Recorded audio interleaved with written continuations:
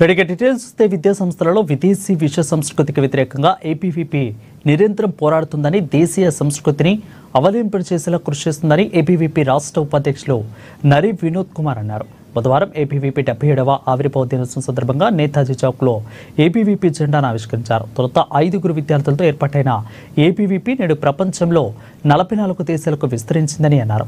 దేశంలో 50 లక్షల సభ్యత్వాలు, అతిపెద్ద విద్యార్థి సంఘాలు ఆవిర్భవించిందని తెలిపారు. ఇక దేశభక్తితో పాటు విద్యారంగ సమస్యలపై ఉద్యమించడమే ఏబీవీపీ సిద్ధాంతమని అన్నారు.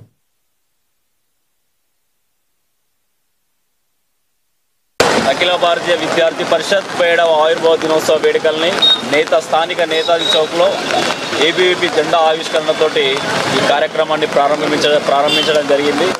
ఏబీవీపీ 1949 జూలై 9న ఢిల్లీ యూనివర్సిటీ లోపల కేవలం 5 మంది విద్యార్థులతో ప్రారంభమైనటువంటి ప్రస్థానం ఈరోజు కేవలం భారతదేశంలోనే కాకుండా ప్రపంచవ్యాప్తంగా 44 దేశాల్లో world organisation for students and youth పేరుతోటి విస్తరించి భారతీయ సంస్కృతిని కాపాడడానికి, భారతదేశ విద్యా విధానాన్ని నలుమూలల వ్యాప్తి చేయడానికి, ఈ దేశం యొక్క సౌభాగ్యం కోసం, ఈ దేశం యొక్క సురక్షిత విధానాల కోసం ఏబీవీపీ ఫైట్ చేస్తూనే ఉన్నది.